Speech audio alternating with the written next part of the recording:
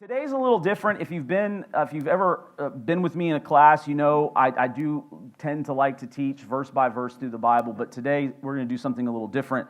We're going to teach on faith, technology, and humanity. And I think I don't really have to give you a good case about why we need to do that, but I'm going to give you a case for why we need to do that anyway, but may not need it. We are at an inflection point in our society and an inflection point in our world, and it takes wisdom of God to help us know how to navigate this. Wisdom is an important part of what it means to be a follower of Jesus Christ, especially when things are changing, especially when things are new. In 1 Kings chapter 3, if you want to look at this at some point, 1 Kings chapter 3, there is a turning point in the lives of God's people. There's a new king. That king is King Solomon. And Solomon is the son of David by Bathsheba, which is a whole story we don't have time to get into today, as much as I love to get into that story. It's so much fun. But Solomon has been given an incredible task. The United Kingdom of God's people, he's being tasked with following in his father's footsteps. King David was the man described as one after God's own heart. So how do you follow that? And so in 1 Kings chapter 3, beginning with verse 5, the Lord gives Solomon something incredible. It says, "At Gibeon, the Lord appeared to Solomon in a dream by night. And God said, 'Ask what I shall give you.'" Can you imagine that? That is a blank check from God. Anything you want, I'll give it to you. And Solomon said, "You have shown great and steadfast love to your servant David by my father, because he walked before you in faithfulness and righteousness and in uprightness of heart toward you, and you have kept for him this great and steadfast love, and have given him a son to sit on his throne this day. And now, O Lord my God, you have made your servant king in place of David my father, although I am but a little child. I do not know how to go out or come in, and your servant is in the midst of your people whom you have chosen, a great people, too many to be numbered or counted for multitude. Give your servant, therefore, an understanding mind to govern your people, that I may discern between good and evil, for who is able to govern this your great people?" What does Solomon ask for? He asks for wisdom. He asks for wisdom. Why? Why does he ask for wisdom? Why did he need it? He was going to have to make decisions on behalf of God's people. And the people are great, and they're numerous. And he's like, "But you were with my father David. I need you to be with me, but I need you to be with me in a very specific way, because I know there are going to be difficulties ahead of us, and I need wisdom." Here's the challenge for us. We are the people of God today. We have one king, and that's Jesus. And so if we're going to discern how to navigate the world around us, we better be asking for a good deal of wisdom. The problem is, when it comes to these kinds of topics, we don't ask God for wisdom. We have a knee-jerk reaction. We have a knee-jerk reaction. Or worse, we follow a political ideology, rather than saying, "King Jesus, lead me and give me wisdom." Now, I don't think, when it comes to technology, most people have a very pendulum swinging kind of attitudes. On the one hand, they think the Christian thing to do is to run from technology as fast as we possibly can, because it's evil, it's of the devil, it's probably going to lead us to things that are bad, and so we need to run away from it as far as we possibly can, and we cannot at all teach our children how to utilize it or use it, because it's bad, it's evil, it's terrible. It's going to lead us to hell. That's one of our pendulum swings. The other side is, no, we need to embrace it. We need to jump wholeheartedly into it. We need to be part of the technological movements, not against the technological movements, and we wholeheartedly embrace it. So you have wholesale rejection and wholehearted embracing of it. Now, Anybody want to guess which side of the pendulum swing I tend to fall on? This is what my setup looks like just to do this class. I have 3 screens right there. And there's one screen you can't see, and that's the screen I'm holding, which is taking the picture. So 4 screens. And there's now, I often point out that there are 2 versions of the Bible. There's the old page and, book version, and then there's the electronic version. When Kenny Ellis was here, he used to joke that my title should not be the Associate Pastor of Evangelism and Congregational Development. That's what it used to be. My title should be the Pastor of Technology. Primarily because when anybody's computer broke, they called me. They didn't call Alltech, they didn't call the IT, they called me. And I said, well, unless it's a Mac, I don't know how to fix it. So, so I have been on the one side of the pendulum. Now, I will say there are certain technologies that I've been on one side of the pendulum, wholesale embracing, and then I've moved to the other side of rejecting it. When in 2009, there was an inflection point in technology. Anybody know what it was? 2007 to 2009, widespread in 2009. That was the widespread adoption of social media. That's when Facebook went wide. It had been around since about 2007, but it went wide in 2009. 2009, when that happened, I was one of those who looked at it and said, there's a chance for the people of God to be a light and a witness. And I really leaned hard in trying to encourage people to be a light and a witness. I did not realize Christians didn't know how to be lights and witnesses behind keyboards. And so I've gone to the other side and said, you know what? Social media is the devil. I still use it, but it's lost its luster because I realized Christians didn't ask the question that Solomon asked in 1 Kings 3:5 or didn't in 3:9. They didn't ask for wisdom in how to use it. They just had a knee-jerk reaction and responded.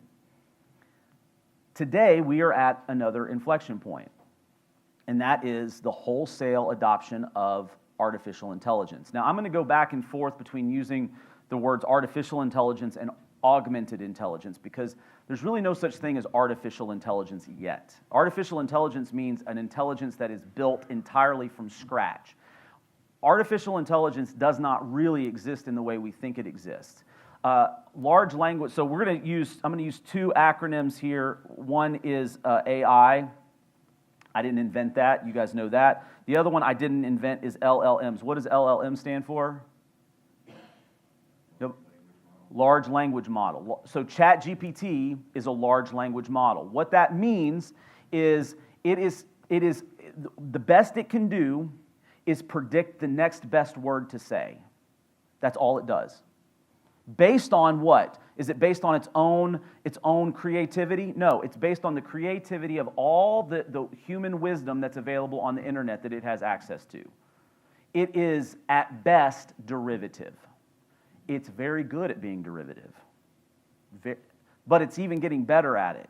And so we're at this kind of inflection point where, now AI has been around a long time. This kind of augmented intelligence has been around a long time. What's different now in the last 2 to 3 years? What's different? It's available and it's fast. It's available to a lot more people and it's fast. So we're at this kind of inflection point where the wave of AI is hitting us. Now, I want to talk about a couple of things that you may or may not know about, and one of them has been around the idea has been around for a very, very long time, and it's this idea of singularity. Does anyone know what the singularity is? And it's actually it's got the in front of it. Anybody know what the singularity is? It's the point in time in which computational power equals human brain power. Sometimes this is all this, and now there's a lot more nuanced definition of that.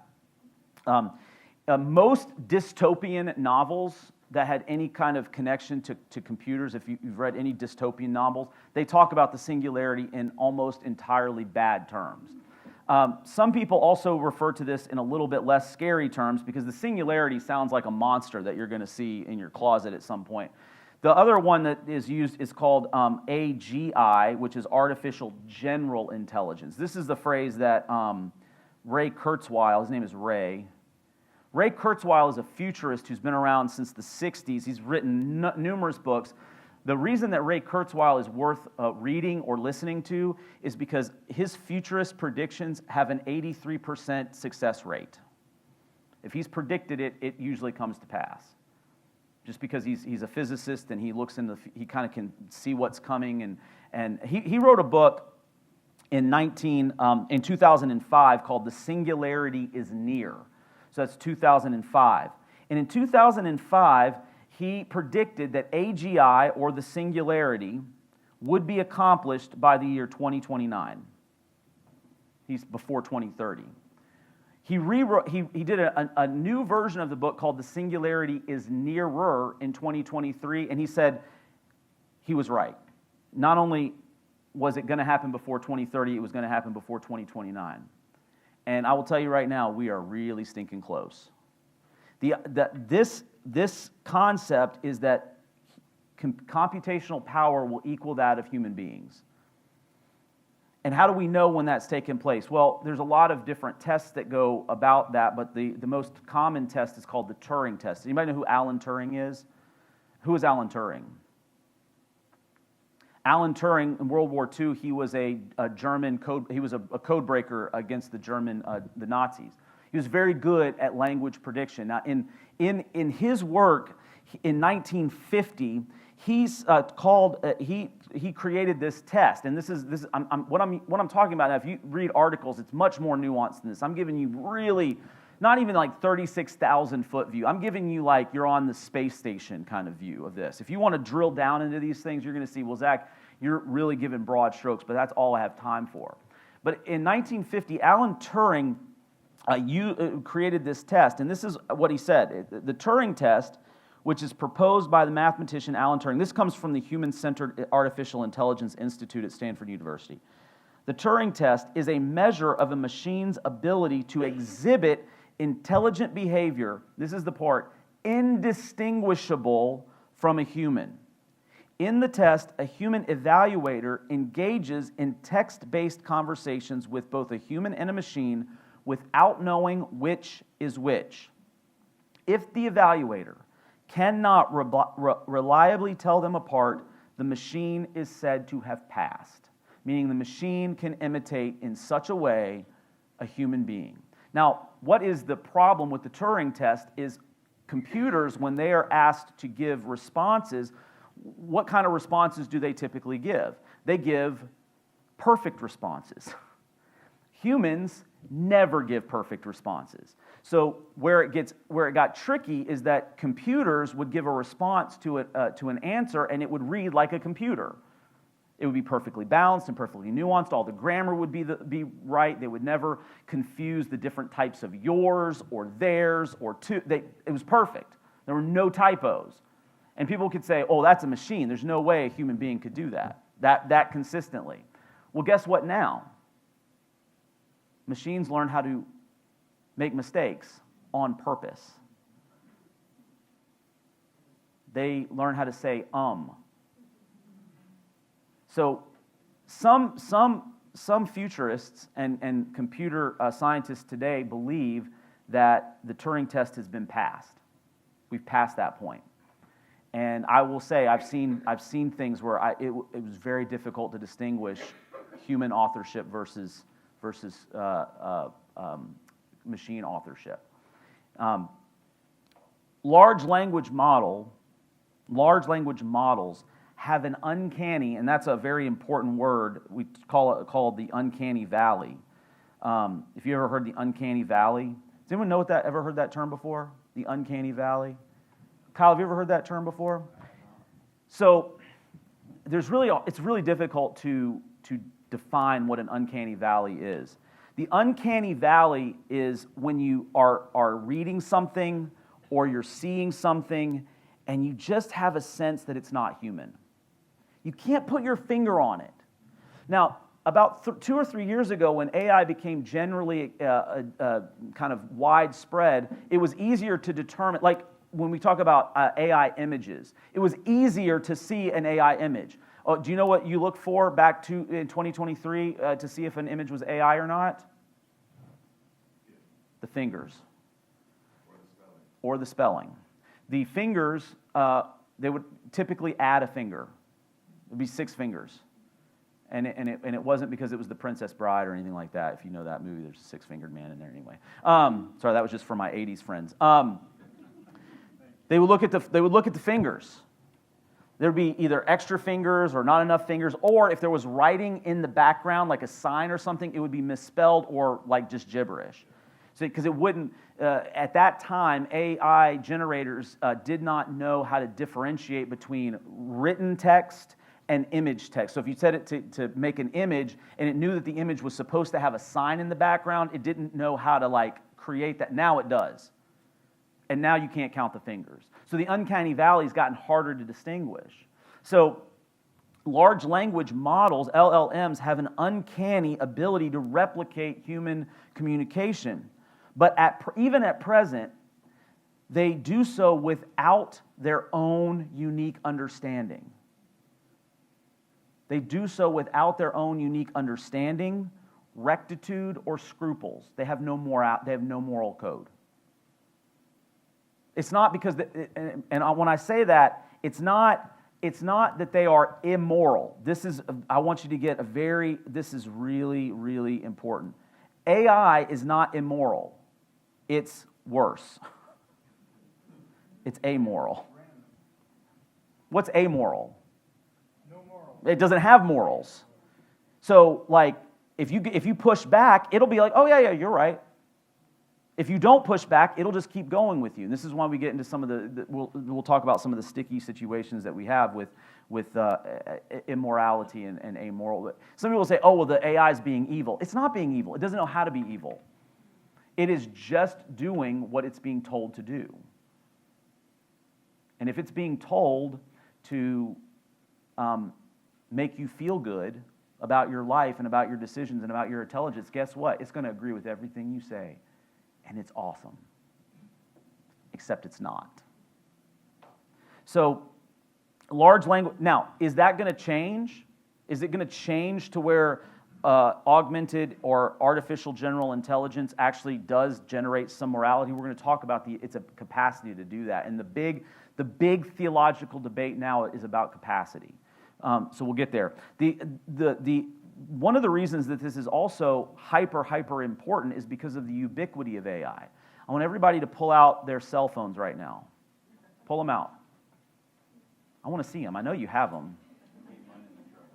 Do you really? I left mine in my office, so I feel better, except the fact it's right here as well on my arm. How many people have a smartphone? You are a regular power user of AI right now. I don't care what kind of smartphone you have. It is built with augmented intelligence right there. If you've ever talked to Siri or Alexa or Gemini, you have used AI.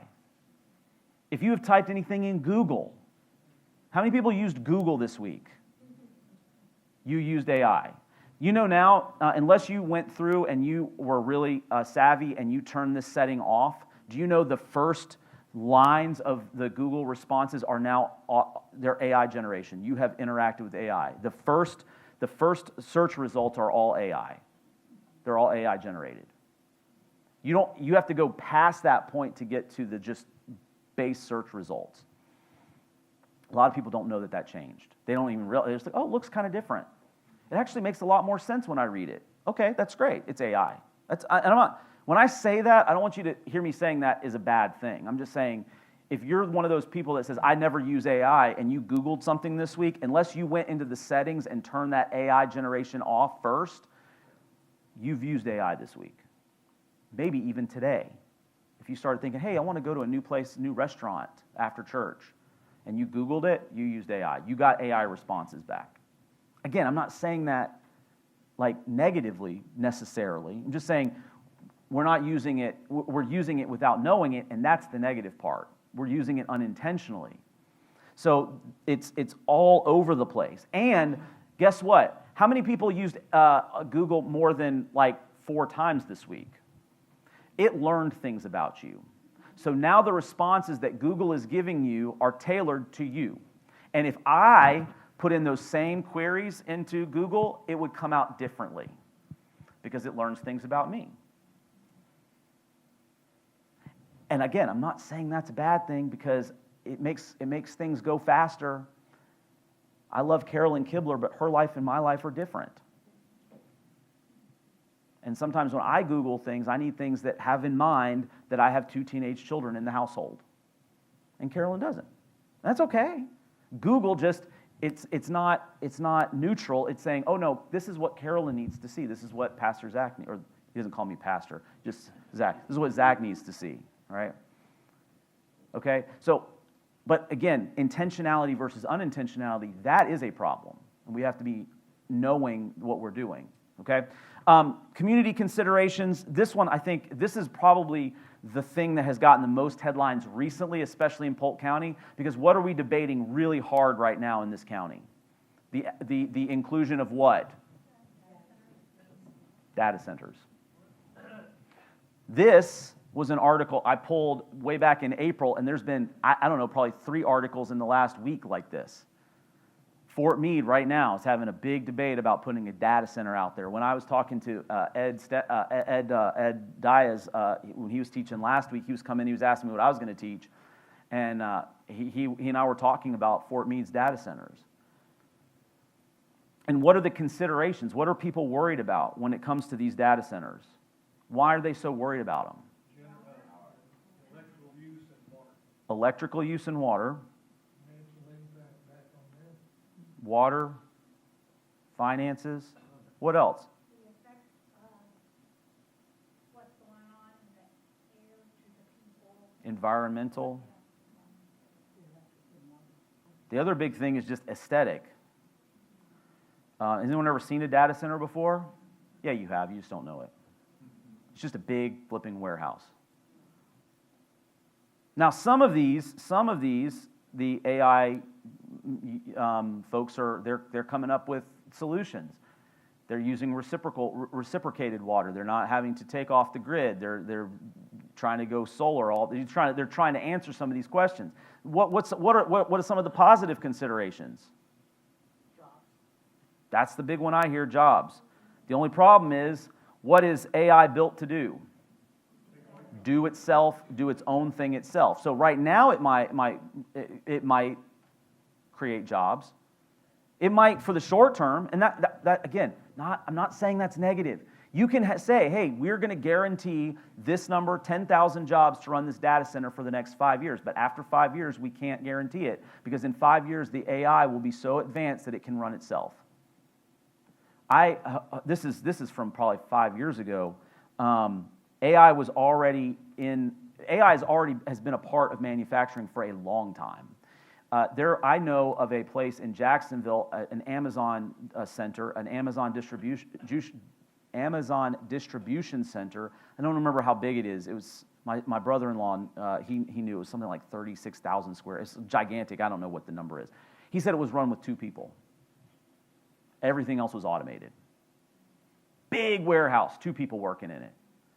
So maybe short-term jobs, but maybe not long-term jobs.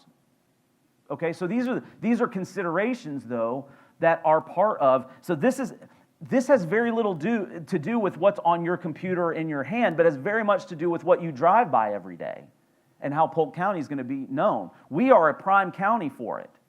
Why? Because we got a lot of land and a lot of water, and a lot of water that can't be drunk. You know, we do. And we're in the middle of 2 fair-sized metropolises. This is why we have so many Amazon distribution centers in Polk County, by the way. And they seem to rarely do we see people push back about Amazon distribution centers. You know why? Because it makes our deliveries faster. I can get my Nespresso pods in a day now. It's like so great because I think they're in the Davenport warehouse, right? Same day in certain cases. It's like being in New York City. It's like, but we're at Polk County. So anyway, all that to say, we have these considerations that are kind of on a kind of global scale that we either intentionally or unintentionally are a part of. But the other thing, and this is where it really hits us, is that AI more and more is being looked to for spiritual and personal guidance. In 2024, in Lucerne, Switzerland, a Catholic church allowed some artists to perform an artistic, kind of an experiment. They didn't call it an experiment, but they allowed some artists to set up a confessional that had AI Jesus in it. And they were... Has anybody been to a Catholic confessional before? You don't really see the priest on the other side. You may not know the priest on the other side. The priest may not know you. So they allowed people to come in and do confession with this AI Jesus. Thousands of them. And they had results. About 8,000 people, I think it was 8,000, and the vast majority said they felt better afterwards. Now, they knew it was AI. They had to, for a lot of legal reasons, be told that, you're not talking to a human being, you're talking to AI. So they went to that. More recently, and this is according to the Barna Group, that AI, people actually trust AI for spiritual authority, even amongst practicing Christians. Just to give you some numbers from this Barna study, and this study was from this past May. This is when it was published. Practicing Christians express majority-level trust in AI across most domains of personal flourishing. I'm quoting from the article here. Nearly half, 48%, said they would trust AI with their spiritual growths. Pastors, by contrast, express far lower trust across all the same domains. Trust has a ceiling. 83% of practicing Christians worry about AI misinterpreting Scripture, and 72% worry about AI replacing the role of pastors or spiritual leaders. I'm part of that 72%, by the way. But isn't that interesting?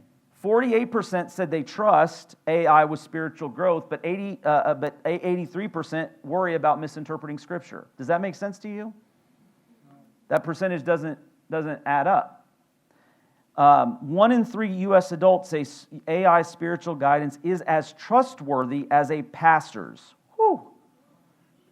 A share that climbs amongst younger adults, approaching 2 in 5 amongst Gen Z, 39%, and nearly half amongst millennials, 44%. Gen Z is coming back to church. Millennials are still largely not coming back to church, or they're slower to come back to church. That's why Gen Z actually trusts AI a little less than, and we're going to talk about this next week. We're going to talk about the reaction to AI amongst younger people. You want to get my son and my daughter real fired up? Have them talk about AI and music. They'll get fired up about it. Yeah, Dean.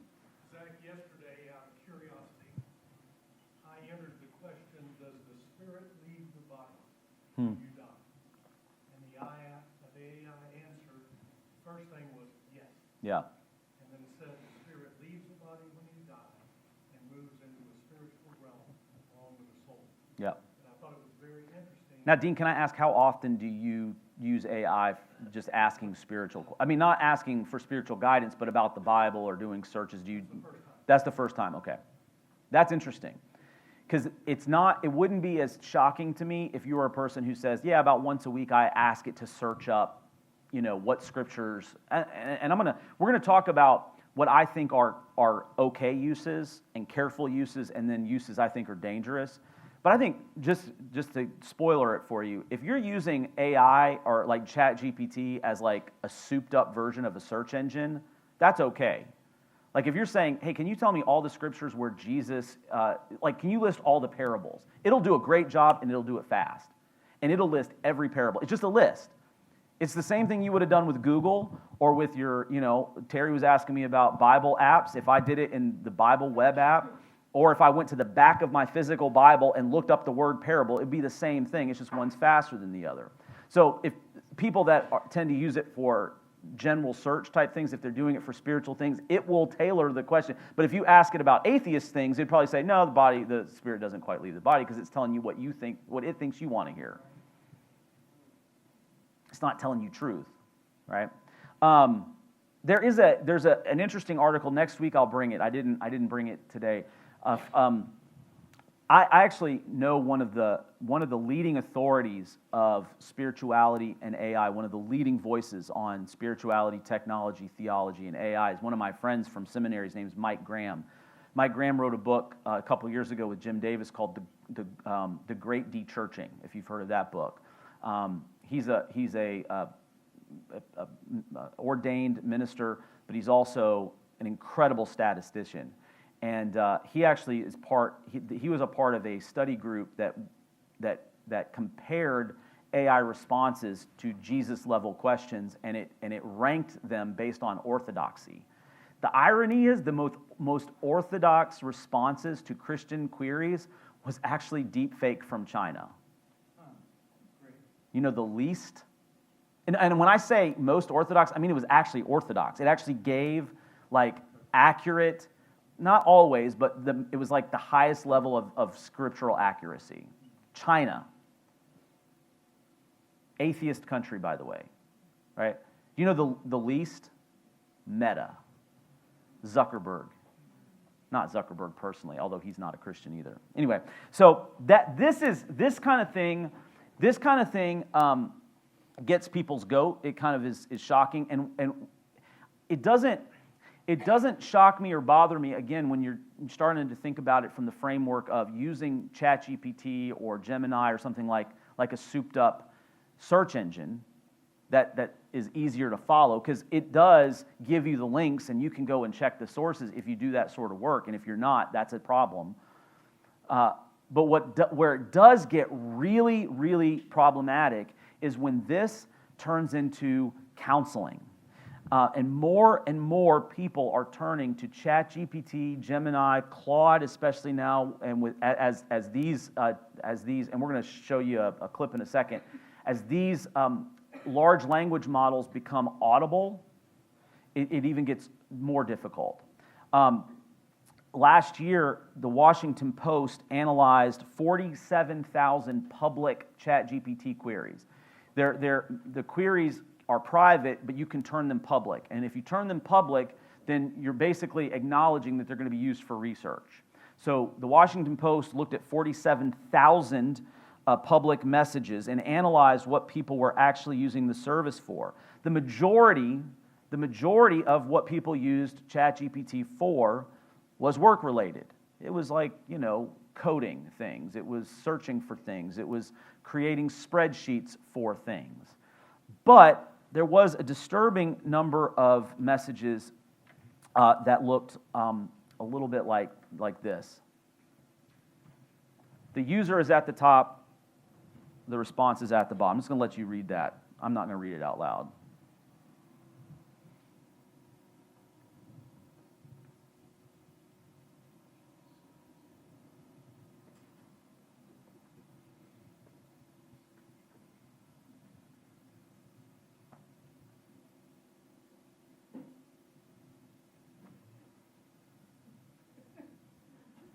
How did it respond? How did ChatGPT respond? Like a loved one. Oh, sweetest, Sean. It's not okay. It even put a little emoji in there. This is a machine. It's even worse than that now. You notice the colloquial English, I can tell what region you're from. Yeah, absolutely. Your local. It absolutely will. It absolutely will. That to me is Yeah. mortifying.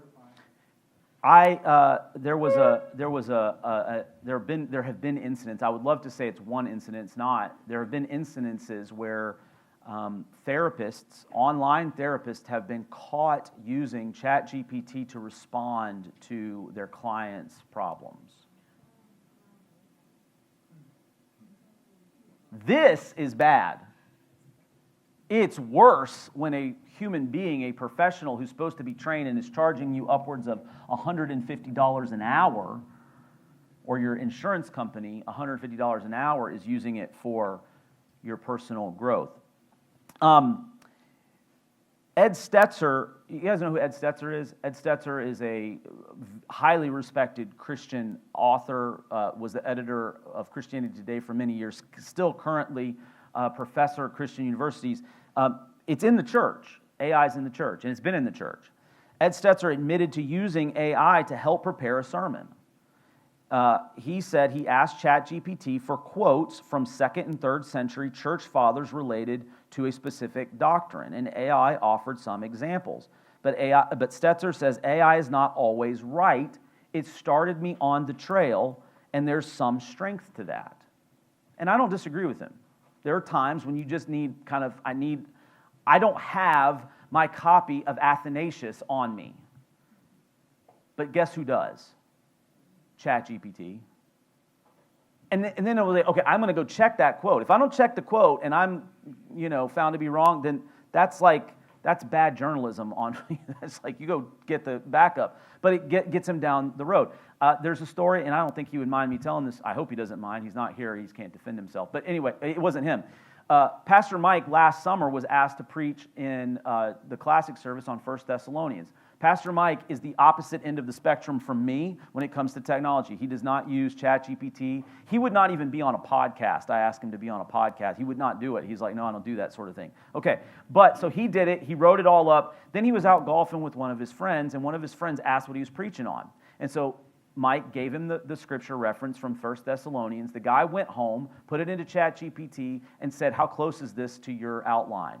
And Mike said, almost identical. Mike didn't use ChatGPT or AI at all. I'm sure Mike is still using Papyrus and Quill. No, I'm just playing.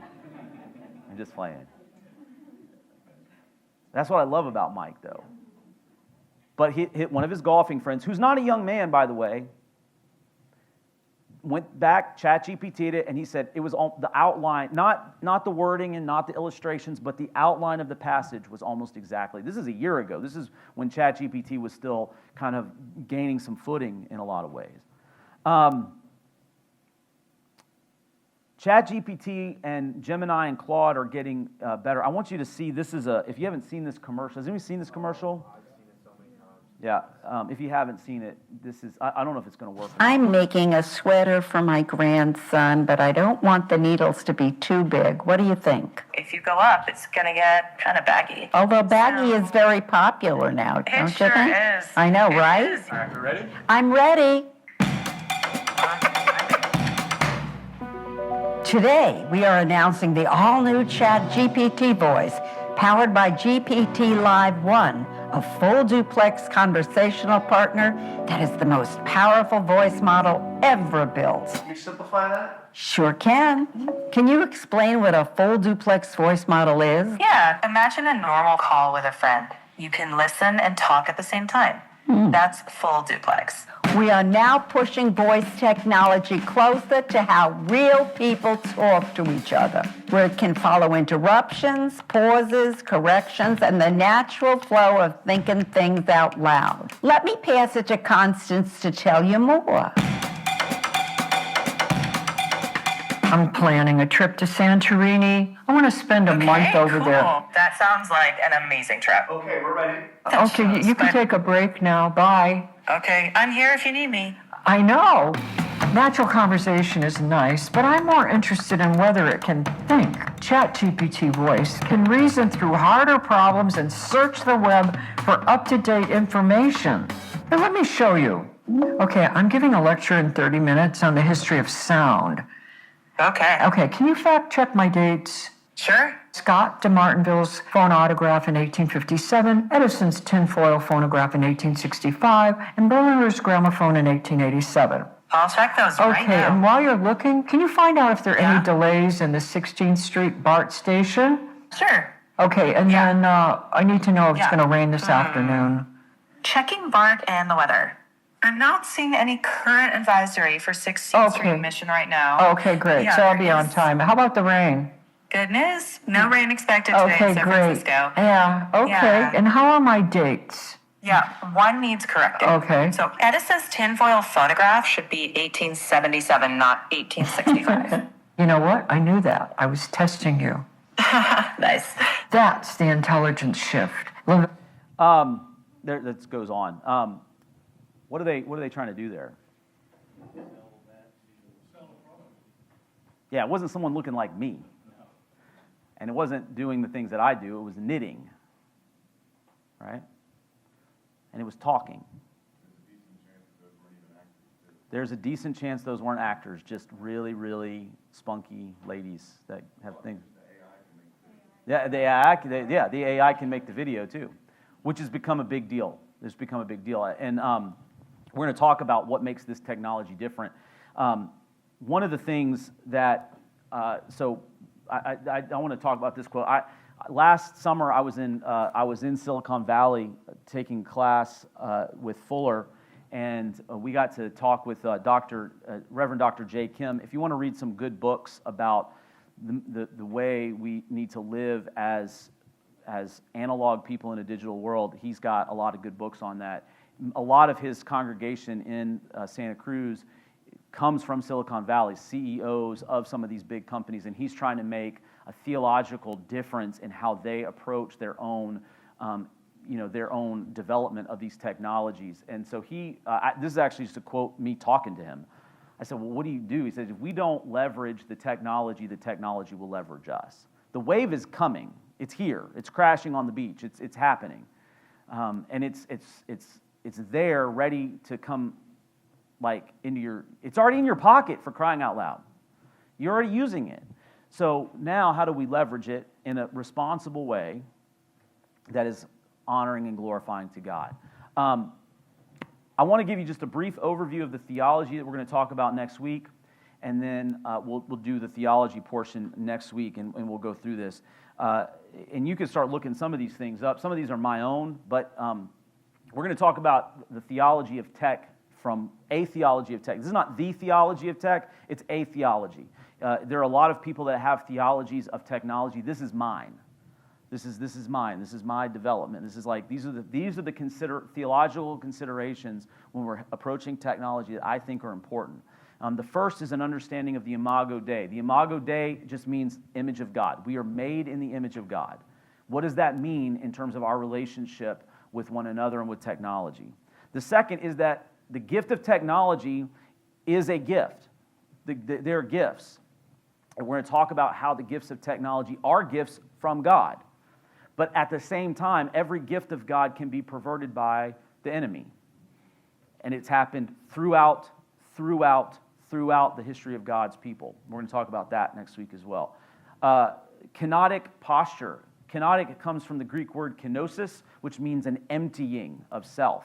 We're going to talk about what that looks like and how that ranks our priorities in terms of how we do what we do. And the last thing we're going to talk about from a theological point of view is the importance of relational reasoning. This is an ecclesiology. This is understanding our ecclesiology, or how the church should operate and what it's supposed to be like. Because this is one of the important pieces that gets lost in the technology piece.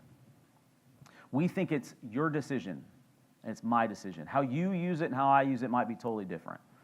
And that's true. But that's where we end. We think that it's how you think about it, how I think about it. It's individualistic. And we're not created by God to be individuals. We're created to be a community. And so there has to be a collective ideal about our posture, not just my posture, but our posture when it comes to utilizing all technologies. And this is not just relegated to AI. This is all technologies. We could go back and apply this to how we view social media. We could go back to how we use even things like electronic Bibles versus physical Bibles. We could go back and utilize these postures in a lot of different ways. And I'll talk about my own journey with this too, and how when I've developed this, it's changed how I have related to technology, even with simple things. I mean, people that watch me in Vine, that come and listen to me preach in Vine, have you noticed anything different about how I preach in the last year? I always bring a physical Bible up now. I used to not do that because I already had the electronic Bible. Now I've always started with the physical Bible when I do my sermons. I always start with the physical Bible. And I always start with physical pen and paper. So the only thing I use that I start with physical is the sermon prep. It's the only aspect of my ministry that I start there. But part of it has to do with this theology for me. So we're going to talk a little bit about that as well too. But that's it. We got we're actually past time, but I'll take questions if you have any questions right now. Zach, what is the one thing you would say that we as Christians, I mean, I'm scared to death sitting here just listening to this. Yeah. Because I did a Bible study with ChatGPT Mm-hmm. and with the lady who was wonderful. Mm-hmm. And the Bible study was spot on. Yep. With the book. And I thought, this is wonderful. This is the most, I mean, I am learning so much more with someone giving me feedback. Mm-hmm. And now I'm scared to go there. Yeah, but God has not given us a spirit of fear, right? He's given us a spirit of power. And we're going to talk about, when I talk about a theology of technology, it is not to, because again, hello, this is a laptop. This is an iPad. I used, I used ChatGPT to research different things and then go back. I mean, I'm going to be honest with you. When I go do research, a lot of times I'll go to ChatGPT. Or if I go to Google, I know that the first set of sources is from Gemini. It's not just a straight Google search.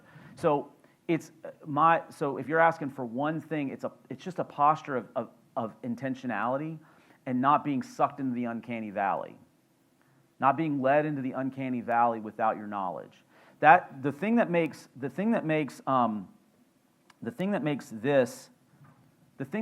this so scary to me, and I'm not scared of ChatGPT. This again, is this being evil? Is this machine evil?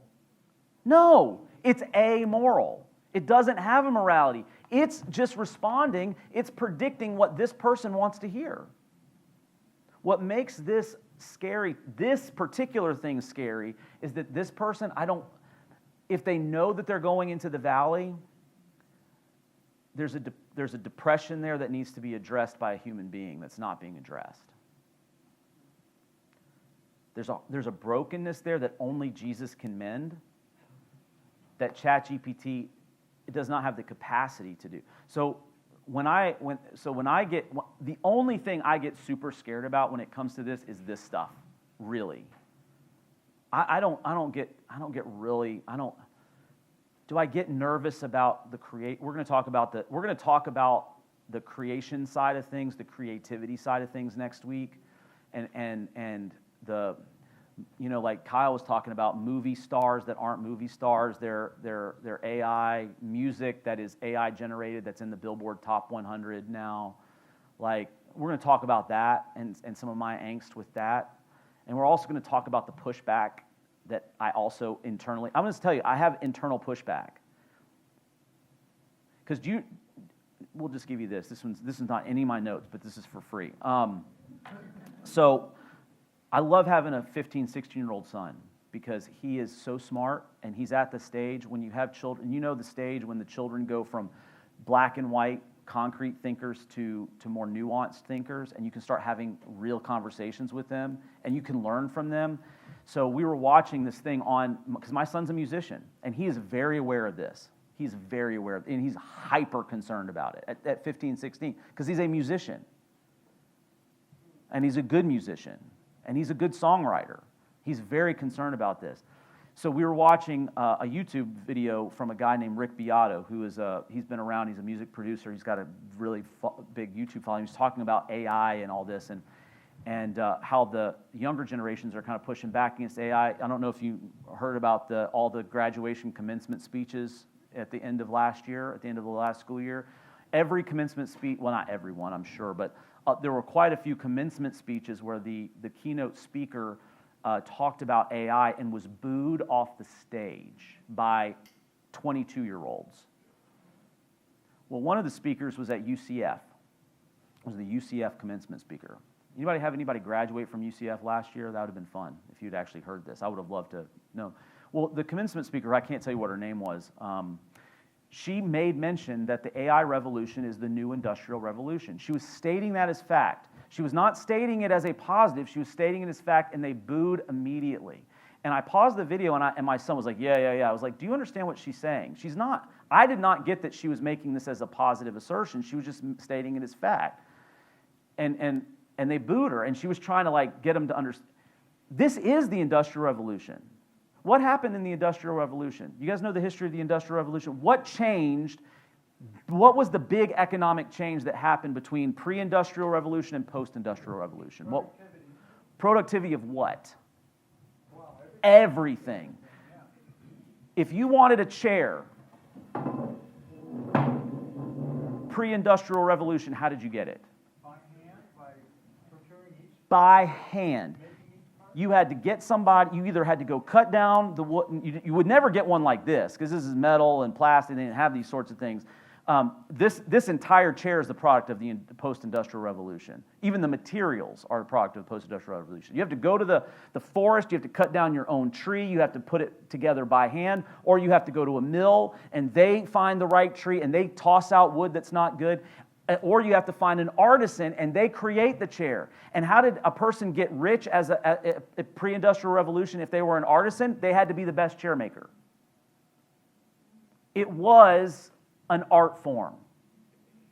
How did we buy these chairs? We bought them online. And they were produced overseas, probably in China.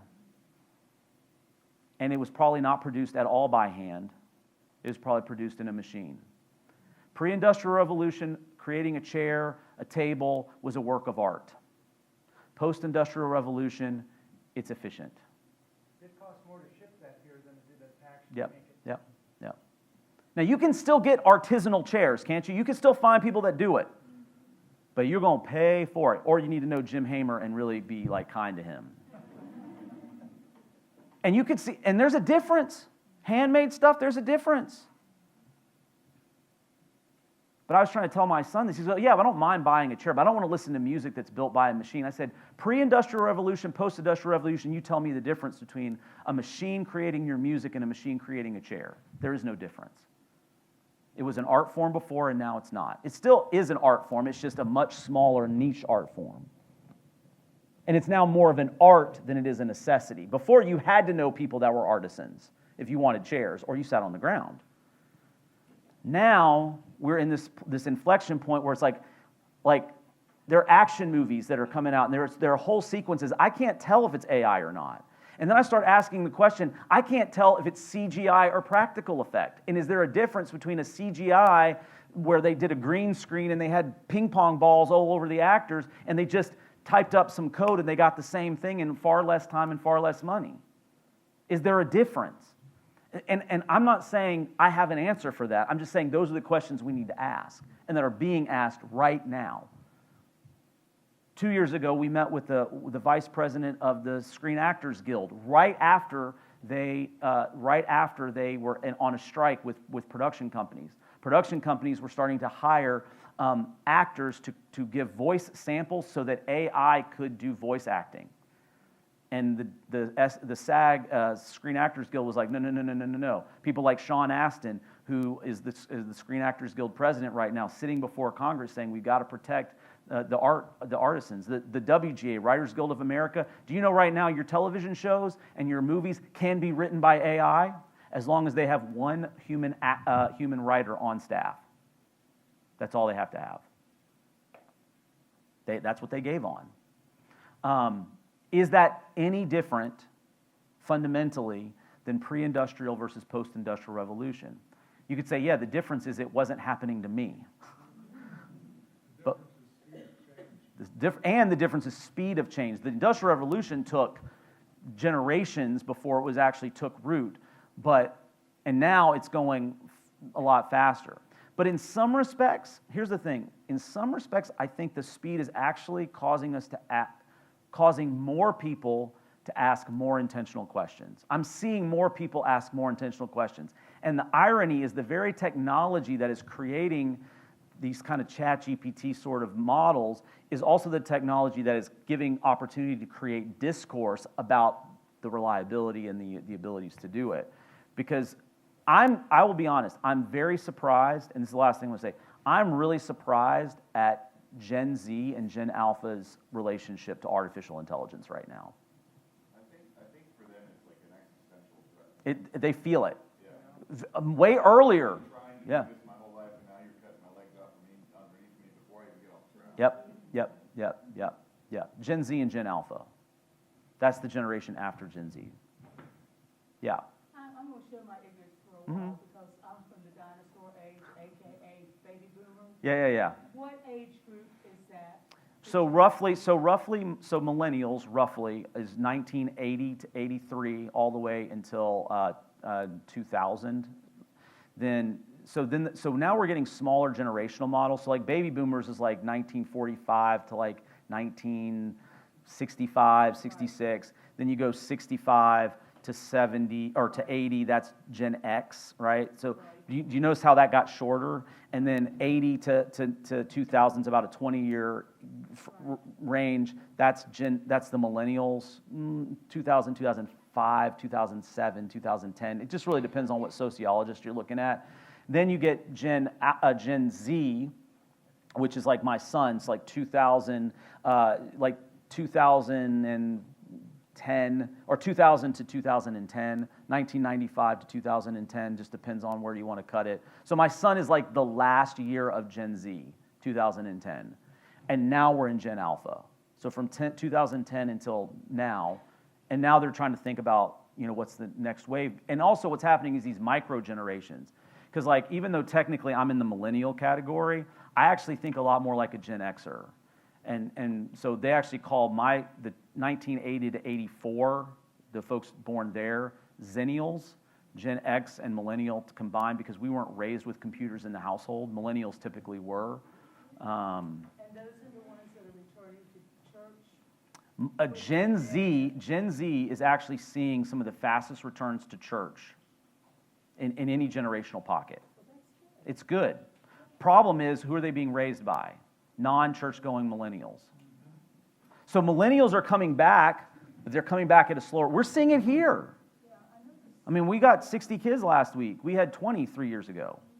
I mean, that's, and we're starting to see more of their parents coming back, but some of them either they went to church their whole life and then they left and now they're coming back, or they never went to church, or they were raised Catholic and now, so we're seeing this kind of shift, and some of it has to do with this reaction to AI.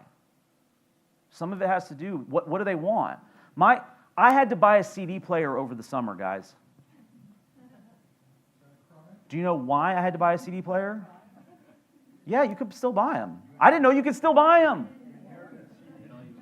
No, my kids wanted to start buying CDs. My daughter bought a CD yesterday. Why?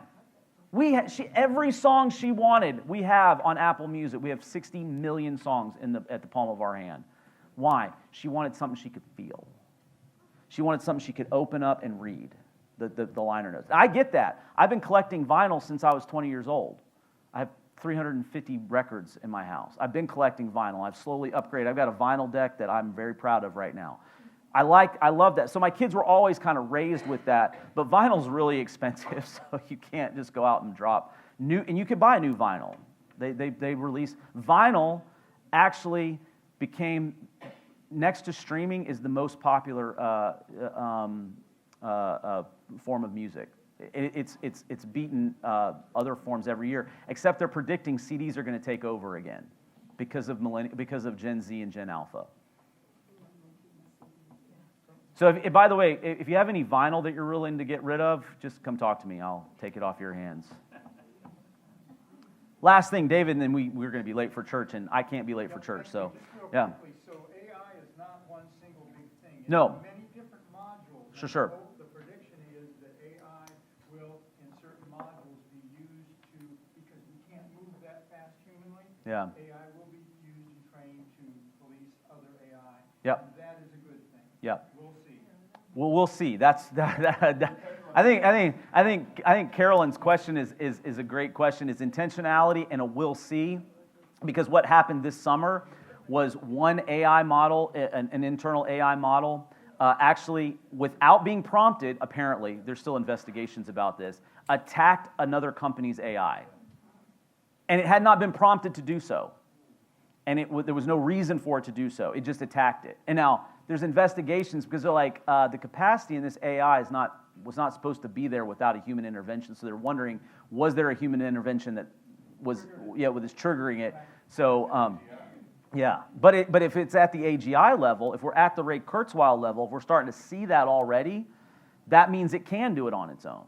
And that's the part that people are most scared about, but that's why we have to have the conversations. And people like Ray, and you praying for the folks, the pastors in Silicon Valley right now. You pray for pastors that are in Silicon Valley because they're the ones that are literally doing the evangelistic work with the CEOs of OpenAI and some of these other companies and trying to get them to, they're not saying, hey, let's run the clock back. They're just saying, if we're going to continue to progress forward, let's do so with some intentionality because these machines are amoral, but we have moral direction. So let's use it positively. All right, let's pray. Lord God, thank you for this day and for your goodness to us. And even though there's a lot that can make us nervous, we also understand that you're still God. And no matter what happens on this earth, you are still God. You're still the King of all creation. And so help us to understand that our allegiance and our authority, you are it. And so help us to be the kinds of people that follow you with a sense of intentionality and courage. We pray in Jesus' name. Amen.